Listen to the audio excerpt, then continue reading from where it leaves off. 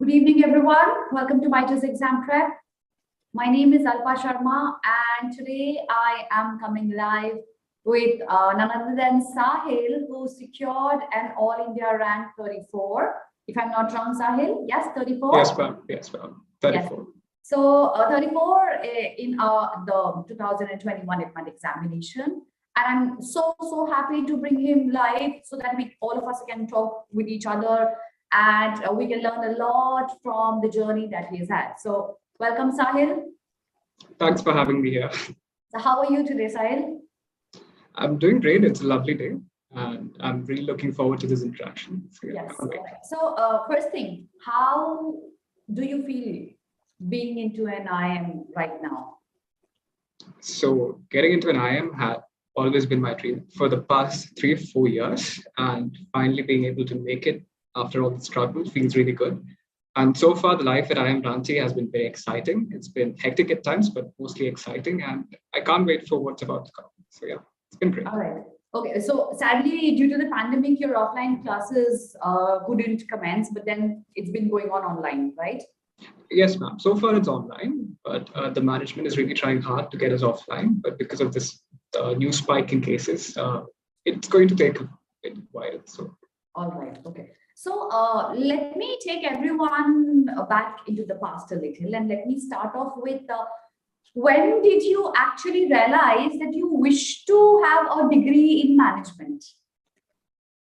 So around when I was in 10th, I was sure that I wanted to study in an IIM at one point of time. So I didn't know much about the IPM program. So at that time, I thought I'd go for an MBA at an IIM. So after 10th, I took PCMC.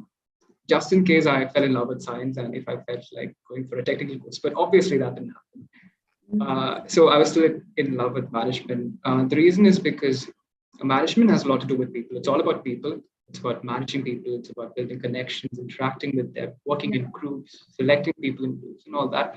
And this really interests me a lot. And I think it's a very essential skill in today's world. True. So I'd love to dive deep in that and then all of that stuff. Not just that, management is present everywhere. For something to work without any issues for a long period of time, you need management. You need proper management. You can't avoid it. Absolutely. So so all of this interested me a lot, and I was really passionate about it. So I wanted to know more. I was very curious. Mm-hmm. So in 12th, I was fortunate to have seniors who got into the IPM program, IIM Indore, and hearing the course structure and everything, and their experience over there. Mm-hmm. And the fact that you can get into an IIM right after class 12 was like, it was the best choice ever. And that day I made up my mind. I told to myself that I'm going to make it no matter what. Very good. And I'm finally happy I did. Yes, very impressive. But then, Sahil, since you said you had taken up science, was it not difficult for you to manage your schools, your boards, your scores in your schools, along with this preparation for the IPMAT? So to be very honest, I didn't work on my entrance training during my school years. Like in class 12, I didn't really focus on IPMAT much. It was after my board exams that I started focusing on IPMAT. Okay. But that's when I gave my first attempt, which was not enough. The score I got was not enough to get me a seat there. Yeah. So basically, I had to drop another year, and then it was in that year that I gave it my everything and worked really hard on preparing for this exam. So I had that 1 year, that extra year to prepare. But Sahil, in the hindsight, if you think about the drop that you had taken last year, would you actually alter your preparatory strategy, or would you recommend everyone else to start preparing along with their schools, with their boards, so that they don't have to drop a year? Or would you recommend actually dealing with the boards first and then dropping a year and then sitting for the examination? So it's all about what you want. If you really want a good score in your board exams, then obviously it's going to be really hard for you because IPMAT is a very tough exam. It's getting competitive every single year. The number of students are increasing and everything. So you will really have to manage time really well and work really hard. So definitely focusing on IPMAT and your boards at the same time and balancing it and then getting in your first attempt is the best thing ever because you don't have to waste a lot of time. You don't have to drop a year. But for others who are not able to do so, who can't manage both together, I'd say dropping a year is the only option. And you can completely focus on IPMAT. And there are lots of people who drop a year to get into IPMs. So. All right. Okay. So since you had dropped a year, Sahil, was it taxing mentally? It really was, because well, in one way, I felt like I was not losing a lot, because even if I had enrolled in a college, I would have had online classes. So there was not a lot of offline stuff happening. So I was kind of happy I'm not losing out a lot. But at the same time, it's very monotonous. You're lonely most of the time. Every single day, you're working for like 6 hours, and there's not a lot of social life you're having. So, and that too, it's for a matter of 7, 8 months. That's a really long period of time. So it does take a toll on you mentally. True. But because this is a dream that I've been having for so long, and if you really want it bad, then this is what you have to do. So in the end, get it done. True, true. And there's nothing that needs to push you that you see, I need to do this. This is what I need to achieve it. If it comes from your heart, you just do it. Just ignore it. Well, motivation is one thing. But then motivation is not sustainable. Like motivation can dry out. So relying on motivation didn't really help me a lot, because when I lacked motivation, I would not work much. But I'd say one thing that helped me pull through without having a lot of consequences is discipline. Staying disciplined every single day and then getting used to that process would really help you a lot, especially when it's a really long period of time. So discipline is everything. True. Sahil, I think I would want to talk more about this discipline. What do you think did a disciplined day look like in your life while you dropped a year? So I didn't have to work a lot every day, because there was a lot of time. So I just had to put in like around 3 hours or 4 hours every day, and then or like I didn't have to put in a lot of effort in a very small amount of time. I could like stretch it, take breaks, relax, and then get back to work. Okay. So it was not different. So it's not something that would work for everyone. I'd say try out, experiment, and choose what works for you. Yeah, absolutely. And how many mocks did you take a week? A week? So at the beginning, I'd say for like 2 months, I did no mocks, nothing at all, which I'd really not recommend. But I was really hesitant in taking mocks, because I was sure I won't get good scores. So I started with topic tests. I took plenty of topic tests. I got comfortable with it, with the whole process. And then slowly in 2 months, like I started taking 1 mock per week. And then slowly it went to 2 mocks per week. And that's as far as I went. That was enough in my case. So, but then one thing that happened was towards the end, I had indoor. The exam pattern changed, the last one. So all these mocks were kind of in vain, and I had to work from the start. So that was also there. So at that time, I used to do like 4 mocks a week. Like I tried to, or like 2 or 3 mocks a week. So, Okay. So out of the basic 2 subjects that we have finally in IPMAT, which was your strength, which was your weakness? Verbal ability was my strength. I was quite comfortable with that section. I was easily clearing all the cutoffs every single time I wrote the exam. All right. But quant was a section that I was really lacking in, like especially the tougher concepts, the time-consuming questions. It took me a long time to solve them. Okay. So quant was definitely my weaker section. So how did you work on that? How did you manage to get better with it? So when it came to quants, my strategy was, so when you actually look at the exam, there are like some easy topics which contribute to a lot of marks. Like a lot of questions come from those basic concepts. So I saw that pattern, and then I focused on the very easy basic topics first, and did all sorts of questions based on those topics. Because even though those topics are easy, the questions that come from those topics are quite tricky. So you have to practice a lot. And then I moved on to the tougher topics. So even if I was not able to cover all the topics, I was sure that I would be able to get most of it done, and then get a good score, good enough to at least cover the cutoff. So that's what I did. It actually makes sense, because everyone who's listening, we need to understand that everybody has a strength, everybody has a weakness, and there needs to be a balance between both. Because if I ignore the weaker section and I keep working on my strength because I love that section and I'm good at that, it's not going to help us. Neither will working on the weaker section exclusively help us, because again, there's not going to be a balance here. So Sahil, what did you do for VA since you were already good with verbal ability? Yeah, okay. So I didn't take any section-wise tests like I did for quants. What I did was, along with learning for GK, I would like read the newspaper thoroughly to increase my reading speeds and my vocabulary. So if I find tough words, I'll just Google it and then learn everything and all those basic stuff, and then try to improve my reading speed. That's all I did for verbal ability. And then I did that section during mocks. So that practice was also there. So that was what I did.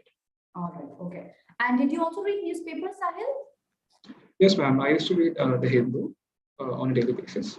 I tried to keep as consistent as possible. But then obviously towards the last 1 week, you kind of don't get tired because of the exam preparation. So yeah. Also, all right, okay, that makes sense. Absolutely, yes. So I have a question from Aditya on YouTube, who asks you, which books did you refer for quantitative ability? Well, that's a tricky question. I had a lot of materials, like coaching center materials. That's what I referred. Okay. I didn't refer any other book. Right? So yeah, that's what I referred. And then I did a lot of mocks and then pre-recorded classes and those stuff. All right, okay, makes sense, yes. So Sahil, since you were absolutely clear since your 10th that you wanted to get into management, a degree into management, where do you see yourself after six years, maybe 5 years, maybe? Well, I'd say that has a lot to do with what I specialize in during my MBA years, and which I'm still not sure about. Yeah. But 6 years is a really long time. So I'd say I definitely expect myself to be in a very senior most position, like a good position in whichever firm I'm working in. Yeah. At the same time, working on creating passive streams of income, and then slowly try to invest in startups, because I'm really excited about that startup journey, getting into a successful firm and all of that. So I'd really start working on that. All right. So that's what I'm looking forward to be in the next 6 years. All right, makes sense. Yes. Okay, Sahil. Yes, I have a lot of viewers right now who are right now in their 10th, in their 12th, and they wish to sit for IPMAT 2021 rather, this 21 to 22 year. So is there any suggestion that you would like to give to them so that they could make the most of this time that they have and they don't have to drop a year possibly?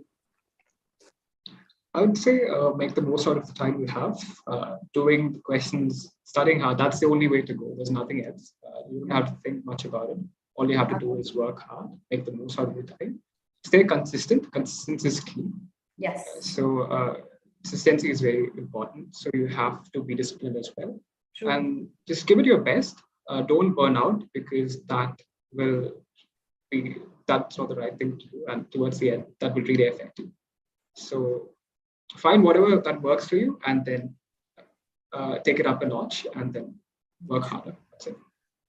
Everyone who's watching me live right now, you guys know how much I love this word consistency. You guys know it's my favorite word, because without consistency, I don't think there's anything that can keep you on track. And that's consistency of maybe reading newspaper, or maybe taking mocks, or maybe sitting for classes, or maybe solving questions, but things need to be done on a regular basis, every single day, bit by bit, effort needs to be put. And I'm sure Sahil will agree to that. Yeah. It is hard to get to that point, but you have to do what you have to do. Yes, exactly. So Sahil, would you make every day after getting up, would you make a schedule for yourself for the rest of the day? Well, like during my IPMAT preparation years, that's what I used to do, because there was not a lot of other stuff that I had to do. So I'd make a schedule. Okay. I'd make a list of chapters or the questions that I want to attend, and all of that. And then in most days, I'm able to get done with everything. So it has to be a realistic schedule. That's one thing. You can't put in a lot of tough chapters over there, which you'll never cover. Yes. Which is really going to hinder your flow as well, because you'll start procrastinating a lot of issues. So that's what I used to do. But these days, being in an IIM, you have to be flexible. You can't really create a schedule. You have a lot of things pop up at All right. once. So you have to be able to manage everything Okay. and be very flexible. And in the IIM, how does it look like right now? Since the classes are online, how does it go on? Are you talking about the classes, how the classes are? In IIM Ranchi. Sure. So as of now, classes are online, and we get the books. We get we have our second term hasn't started yet. I'm just done with my first term exams. Okay. So we're having a week of holidays. All right. So classes are pretty interesting. The external faculty we get out, they're like very highly educated. We've got faculties from IITs and IIMs, and classes are very interesting. Classes are interactive. Everyone contributes a lot. All right. Nobody sits silent. Everyone has something to say, discuss about. The classes are always lively. It's never boring. And we've had a lot of projects to work with in teams. So there's a lot of teamwork happening. And because of this, we interact a lot with each other, and everyone's really close. People are very ambitious. They're all high achievers. So classes have been great. Life at IIM Ranchi has been super so far. All right. Okay. So I'll get you back to your time when you were preparing for IPMAT. Did you also fill out forms for any other BB entrance examination? So this is something I would not recommend to anyone, but this is what worked out for me. So I was completely focused on IPMAT IIM Indore. So okay. During my first attempt, that's the only exam I gave. And unfortunately, I was only able to get a rank of 130, which didn't guarantee a seat. Like I was not able to get a seat at IIM Indore. So even when I dropped the year, I was mostly focusing on IIM Indore's IPMAT. All right. But then, unfortunately, I was not able to clear the cutoff. So just in case, I had also filled forms for JIPMAT and SAT, which IIM Ranchi was considering. Yeah. And so I gave those exams as well, but nothing else. That was it. Mostly focused on IPM exams. All right. Okay. So since you sat for IPMAT with your 12 and you got a decent rank, your rank was good enough, but not good enough to get you into the IIM. Yes, was it disheartening? It's a personal question. You can dodge it as well. It was actually. But then if I really look at it, I didn't really prepare that much. I had only given it 2 months, but then those 2 months I was really focused. Yeah. So I was back in my head, I was sure if I put in a little bit more effort, if I put a little bit more consistent, there's a really good chance I'll be able to make it. True. So that's one of the reasons why taking a drop year felt not like the right choice. So then I took another year and then I worked more on it and then finally made it. So. All right. Okay. So there's a question coming up from Ditya on YouTube. He wants to know, did you work on vocabulary? And if you did, how did you prepare for that? Well, just like I mentioned earlier, I didn't specifically work on vocabulary the way I worked on, the quant section. So basically just reading newspapers and finding, tough words and then searching them out. And that was it. And then solving the actual box. So that worked out for me. That was enough in my case. And I was able to get a decent score in the VA section. So that was it in my case. That's all I did. Makes sense. Because see, guys, everyone who's watching the live, every student who has a doubt with vocabulary, we need to know that it's not everything under the sun that can be asked in the examination. Vocabulary is unlimited, but then we have a set of high frequency words that we frequently see in newspapers, in spoken English, in written English, and those are the words which are frequently seen come in the examination. So you don't specifically have to sit and memorize a list like the whole dictionary. You don't have to be the dictionary. You just need to be regular with reading, with practice, and I think that is going to do the job for you. All right, so I have another question from Vishal. Vishal says, how many hours every day? I know you've already answered this question, but I think I would want to talk more about that. How many hours every day did you devote to this preparation? So my case, it was very different. I'm a dropper, so I had like 7, 8 months left. So when I was studying the initial few months, I spent like just 3, 4 hours a day. But in those 3, 4 hours, I gave it everything.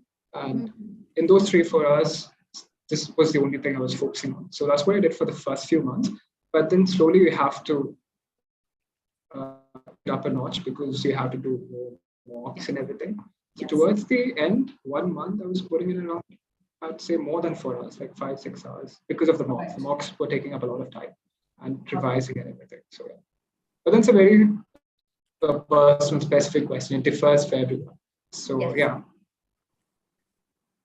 Also, it completely depends from person to person because some people just cannot sit for a longer stretch of time. Some people take breaks. Some people give more mocks in a week. Some people give less. It completely depends on your case. There's no specified number of RX prescribed hours that I can suggest that, or maybe Sahil can suggest that you need to sit for. It depends on you, your capability, and your scores as well. Yes. So that is one thing. Okay, so important chapters for IIM Indore. Important chapters, it's a very generic question, Harsh. I think I would address that question in one of my Ask Me Anything classes. So Sahil, is there one suggestion, think of it carefully, one suggestion that you would want to give every student who wishes to get into an IIM immediately after their school? Well, just like I discussed earlier, stay disciplined because consistency is very important, just like Amma said. So that's all that matters. Instead of going behind motivation and everything, stay consistent and disciplined. Trust me, it's going to be very hard at the beginning, but then in the long run, that is what's going to help you the most. So consistency and discipline is everything you need. True. And irrespective of whatever entrance examination you're sitting for, whatever it is, I think it's perennial.